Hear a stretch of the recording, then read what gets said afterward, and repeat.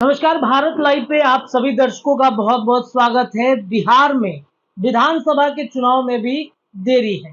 लोकसभा चुनाव की सुगबुगाहट है, लेकिन लोकसभा के ठीक पहले विधानसभा की भी चर्चा होने लगी है। हमारे साथ हमारे स्क्रीन के अपने स्क्रीन पे जिस शख्स को देख रहे होंगे, इन्होंने तैयारी अभी से शुरू कर दी है। बांकीपुर विधानसभा क्षेत्र से इन्होंने दावेदारी ठोक दिया है। बातचीत करेंगे। रवि कुमार नाम है इनका, बांकीपुर से इन्होंने दावेदारी ठोका है। सर, बांकीपुर विधानसभा से आप दावेदारी ठोक रहे हैं। सबसे पहले तो भारत लाइव का बहुत बहुत स्वागत है। आपके सारे दर्शकों को मेरा नमस्कार। बांकीपुर से सर आप दावेदारी ठोक रहे हैं। आपको पता है बांकीपुर एक एक पक्ष है, उसका बहुत बड़ा दबदबा है। उस विधानसभा क्षेत्र से आप बोलो, कौन सी पक्ष, कौन सा पक्ष? बीजेपी का सीट है सर ये। हाँ, बिल्कुल बीजेपी की सीट है, यहाँ से दावेदारी पेश कर रहा हूँ। अच्छा, विगत 25 सालों से लगातार भाजपा का सीट है जी, है ना? तो पिछले 25 सालों में यहाँ विकास के नाम पे हुआ क्या है? क्या एक अस्पताल है जहाँ पे मुफ्त इलाज हो? क्या एक स्कूल है जहाँ पे केंद्रीय विद्यालय के तर्ज की शिक्षा होती हो या मुफ्त शिक्षा हो? क्या एक ऐसा सामूहिक केंद्र है जहाँ बच्चों के लिए खेल कूद की व्यवस्था हो, सामूहिक खेल केंद्र? या हम बहुत सारे युवा मित्र हमें कॉल मैसेज कर रहे हैं, उनका कहना है कि हमारे यहाँ जितने भी पार्क हैं वहाँ खेलने की अनुमति नहीं है।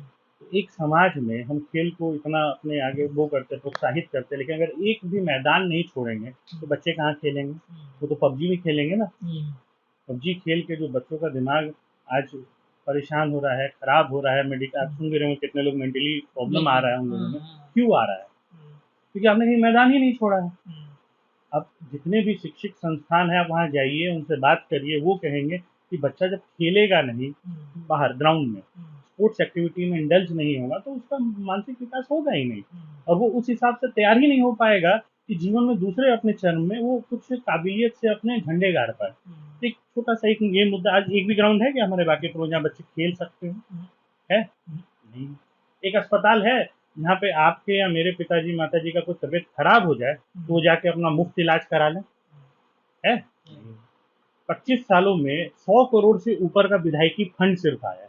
केंद्र सरकार और राज्य सरकार को तो छोड़ ही दीजिए, उस विषय में तो बात ही मत करिए। क्या? लेकिन उसके बाद भी क्या एक भी अस्पताल और स्कूल है जहाँ पे बच्चों का मुफ्त इलाज होता हो या मुफ्त शिक्षा हो? एक भी? पूरे बांकीपुर में हमारे आप चलिए, आपको मैं एक वार्ड वाइज बात करता हूँ। 39 नंबर एक ऐसा वार्ड है जो आज़ादी के बाद जहाँ आज तक एक भी स्कूल और अस्पताल ही नहीं है। पता कर लीजिए, खेतान मार्केट होता है, पता कर लीजिए। आप चिड़ियाटार पुल के पास एक और है 29 नंबर, वहाँ पे जो स्कूल है वो किसी वक्त गिर जाएगा। और ऐसे अनेकों वार्ड हैं जहाँ पे जो शिक्षा की व्यवस्था है वो इतनी लचर है, यहाँ शिक्षकों से अगर आप बात करेंगे तो पता चलेगा कि शायद उनको ढंग से बोलना भी नहीं आता है, पढ़ाना तो दूर की बात। हम तो मिल के आए हैं, जनप्रतिनिधि वीडियो जारी नहीं कर सकते, किसी का घर चलता है, लेकिन क्या इन सब चीज़ों पे हमारे माननीय लोगों को, जो माननीय यहाँ से पिता पुत्र जीत के आ रहे हैं, उनको देखना नहीं चाहिए?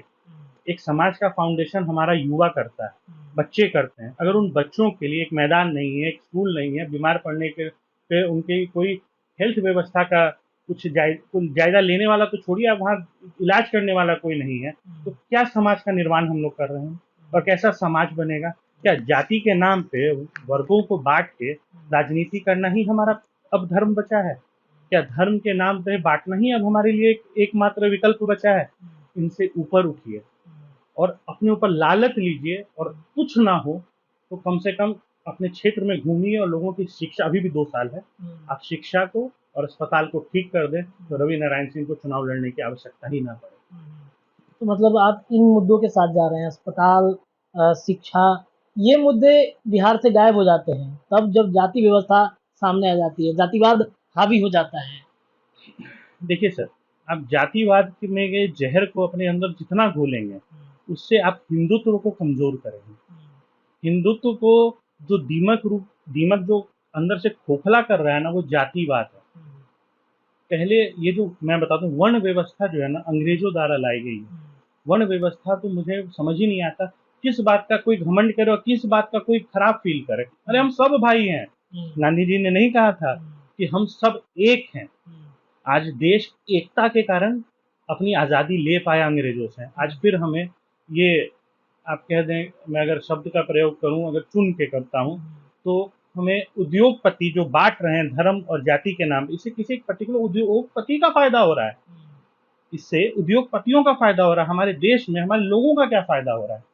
धर्म जाति के नाम पे बांट के हमारे, जो आप देख लीजिए कि एक अस्पताल स्कूल हम नहीं दे पा रहे, रोड नहीं दे पा रहे, हमारे बांकीपुर की मूलभूत, आप देख लीजिए कि सबसे ज्यादा तो हमारा क्षेत्र पटना का पानियों में डूब जाता है। कल 2 घंटा बारिश हुई थी, आधा पटना डूबा हुआ था। जी जी जी।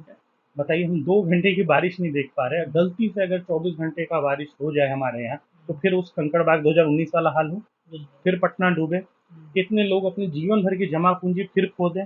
तो क्या ऐसे माननीयों को हमें जिताना चाहिए? मैं नहीं कहता हूं मुझे जिताएं, आप किसी ऐसे को जिताएं जो स्कूल, अस्पताल और आपके रोजगार, और जो रोजगार आपने कर्ज लेके या बहुत मुश्किलों से खड़ा किया है, उस पर फिर कोई पानी ना फेर दे, ऐसे व्यक्ति को जिताए जो उसको बचा सके। मेरा मुद्दा ये कतई नहीं है या मुझे ही जिताएं, मेरा मुद्दा है कि मेरे मुद्दे को जिताएं। इस बार जाति से और धर्म से ऊपर उठने की आवश्यकता है। मैं, देखिए, मैं आपको एक बात बताता हूँ, मैं जिस परिवार से आता हूँ ना, उसका इतिहास ही यही रहा है कि हमने लोगों का तिलिस्म तोड़ा है और आगे भी तोड़ेंगे। और जब भी समाज में किसी भी तरह की तकलीफ आई है तो हमारा परिवार खड़ा हुआ है, और इस बार मैं इसी मुद्दे के साथ खड़ा हूँ, क्योंकि हमारे क्षेत्र में विकास के नाम पे कुछ भी नहीं हो रहा, और हमारा क्षेत्र दिन प्रतिदिन, पटना जिसे असली पटना कहते हैं, वो गर्त में जाते जा रहा है। अच्छा, इसमें यहाँ पे एक सवाल आता है कि पहले जो विधायक थे, कहा जाएगा नितिन नवीन को, उन्होंने एक विधायक, एक उनका जो पूरा करियर उठा के हम देखें तो नेतागिरी तमाम चीजें हुई, लेकिन अब आपकी बारी जब आएगी तो लोग पूछेंगे कि आपने क्या किया। वो तो 2 बार विधायक रहे, फिर रवि कुमार ने क्या किया, रवि नारायण ने क्या किया है, ये प्रश्न आ जाएगा। देखिए, रवि नारायण सिंह जो है ना, ग्राउंड लेवल पे गुरुकुल की स्थापना कर रहा है, धीरे धीरे स्लम्स में जा रहा है, स्लम्स के लोगों से मिल रहा है, और आने वाले कुछ महीनों में हमारे भाई बहन हैं जो अपना कुछ समय दे रहे हैं, जिनके कारण हम छोटे छोटे गुरुकुल को स्लम्स में, हमारे एरिया में कुछ स्लम्स भी हैं, तो ये पटना में हमारे 10-15 हज़ार वोटर स्लम में रहते हैं, उनके बच्चों के लिए हम पढ़ाई की कुछ व्यवस्था करने का कोशिश कर रहे हैं। देखिए, मेरे पास सीमित सुविधाएं, सीमित साधन है, मैं उसमें जो कर सकता हूँ कर रहा हूँ। और उसके बाद हम लोगों के तक, हमारे कुछ कार्यक्रम चल रहे हैं जिसमें हम गरीबों को खाना भी खिलाते हैं अलग अलग जगहों पे। कुछ जगह हैं, मैं आपको बता दूंगा, चिन्हित, आप चाहें तो वहाँ देख भी सकते हैं। अभी हम लोग कोशिश कर रहे हैं कि बोरिंग रोड चौराहे पे भी काफी लोग भूखे सोते। देखिए, राम राज की कल्पना, राम जय श्री राम बोलने से काम नहीं चलेगा। राम राज की कल्पना ही यही थी कि कोई भी राम राज में भूखे नहीं सोता था। क्या हम लोग अपने यहाँ पे जय श्री राम कहते हैं, एक पर्टिकुलर पार्टी जय श्री राम और राम मंदिर का नारा लेके आती है, क्या उसने किसी एक शहर में भी ऐसा व्यवस्था कराया कि वहां पे कोई भूखा ना सो? मेरी कल्पना में एक सबसे बड़ी कल्पना, सबसे बड़ी चेतना ये है कि इस बार अगर मैं जीत के आता हूँ या नहीं भी जीत के आता हूँ, तो मैं कम से कम ये प्रयास करूंगा कि हमारे बांकीपुर में कोई भूखे पेट ना सो।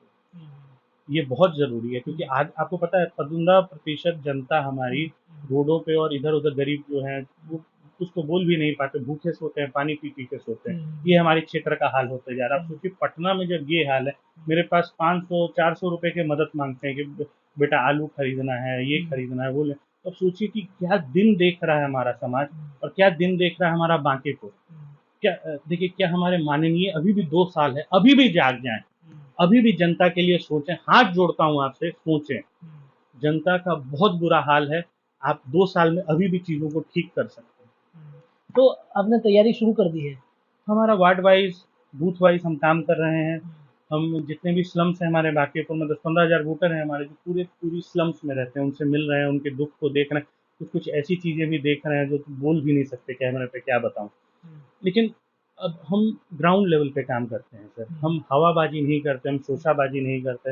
हमारा ये मानना है कि लोगों का मदद जितना हो सके करें। ऐसा नहीं कि रवि नारायण सिंह अकेले उनकी मदद कर रहा है, हमारे बहुत सारे भाई हैं जो मेरे माध्यम से उनकी मदद कर रहे हैं। रवि नारायण सिंह इतना बड़ी हस्ती नहीं, मेरे हनुमान जी हैं जो मुझसे ये मदद करवा रहे हैं। मैं एक तुच्छ मानुस हूँ और कुछ भी नहीं उससे ज़्यादा।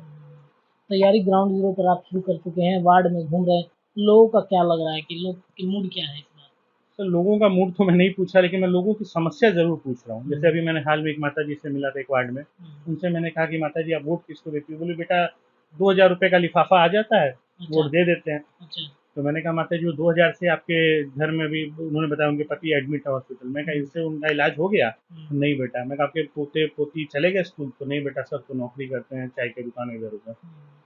तो मैंने कहा माता जी, इस बार वो 2000 को छोड़ के एक सही वोट दीजिएगा और आपके आने वाली जनरेशन को इसका फायदा मिलेगा। बोले वो कैसे बेटा? मैं कहा मुफ्त शिक्षा और मुफ्त इलाज। बोले बेटा तब तो मेरा सारा मतलब मेरा हम तो तर जाएंगे। हम लोग इसलिए अगर तरना है ना तो मुद्दों पे आइए, जातिवाद पे नहीं और धर्म पे नहीं। निर्दलीय उतरेंगे मैदान में? बिल्कुल निर्दलीय उतर रहा हूं। बीजेपी से तो बहुत सारे ऑफर आएंगे आपको। देखिए मेरा मानसिकता ना बांकीपुर के विकास का है, खुद के विकास का नहीं है, ठीक है। खुद का विकास मैंने काफी कर दिया है और कर भी रहा हूँ, ठीक है। और जब बांकीपुर का हमारा एक लक्ष्य है, लक्ष्य एक, बांकीपुर बने सर्वश्रेष्ठ, तो उसमें निर्दलीय ही होके और एकाग्र होके ही आप लोगों की सेवा कर सकते हैं। ना तो छत्तीसगढ़ प्रभार लेके और ना पैराशूट कैंडिडेट आके यहाँ कुछ बदल सकता है। देखिए मैं बांकीपुर में, मेरा परिवार विगत 100 सालों से रह रहा है, भूरी चौराहा के इर्द गिर्द और भी काफी जगह में। तो आप हमसे बेहतर जानते हैं कि मेरे लिए पैसे और पोजीशन मायने नहीं रखता, मेरे लिए लोगों की सेवा मायने रखती है। और जितना हो सक रहा है मैं उसमें कर रहा हूँ, जितना मेरी जेब का दम है मैं उससे कर रहा हूँ। भाई मेरे हैं जो मदद करते हैं, उनके द्वारा कर रहा हूँ। लेकिन संभव, देखिए एक पद जो मदद कर सकता है उनकी, वो रवि नारायण सिंह नहीं कर सकता। इसलिए हाथ जोड़ के सबसे विनती है कि इस बार अपने मुद्दों को जिताएं, ना कि रवि नारायण सिंह को, ना ही किसी माननीय को। चलिए, तो हमारे साथ रवि नारायण थे। रवि नारायण सिंह जो बांकीपुर विधानसभा क्षेत्र से दावेदारी ठोक रहे हैं, और इनके मुद्दे जो आपने सुने, किस तरीके से ये वार्ड वार्ड घूम रहे हैं, अस्पतालों की व्यवस्था की बातचीत कर रहे हैं, जो शिक्षा होनी चाहिए बिहार के लोगों को, खास तौर पे बांकीपुर विधानसभा क्षेत्र के उन क्षेत्रों में जहां पर लोग उम्मीद करते हैं कि एक बेहतर शिक्षा जो है मिलनी चाहिए और मुफ्त शिक्षा मिलनी चाहिए। अस्पतालों की समस्या को लेकर ये उतर रहे हैं। वार्ड वाइज इन्होंने अपना घूमने का कार्यक्रम जो है वो शुरू कर दिया है। जन जागृति अभियान हमने शुरू किया है जी। और उसके माध्यम से काफी लोगों तक हम मदद भी पहुंचा रहे हैं। जी। और मेरा मानना एक और चीज भी है जी। कि वर्षों से वन में घूम घूम, वर्षों से वन में घूम घूम, बाधा विघ्नों को चूम चूम, चाहे धूप धाम पानी पत्थर, पांडव आए कुछ और निखर, सौभाग्य न सब दिन सोता है, देखें आगे क्या होता है। इस विचारधारा के साथ बढ़ रहे हैं। कोशिश करूंगा कि आप लोग हमें समर्थन दें और जितना हो सके रवि नारायण सिंह और टीम रवि नारायण को आगे बढ़ाएं आपके क्षेत्र। एक अंतिम प्रश्न ये है, नितिन नवीन से इतना दिक्कत आपको हो रही है? सर मैं उनका नाम तो पहचानता, मैं माननीय को पहचानता हूँ। माननीय के बारे में बात करें मैं पर्टिकुलर, क्योंकि ये सीट जो है ना बीजेपी की है।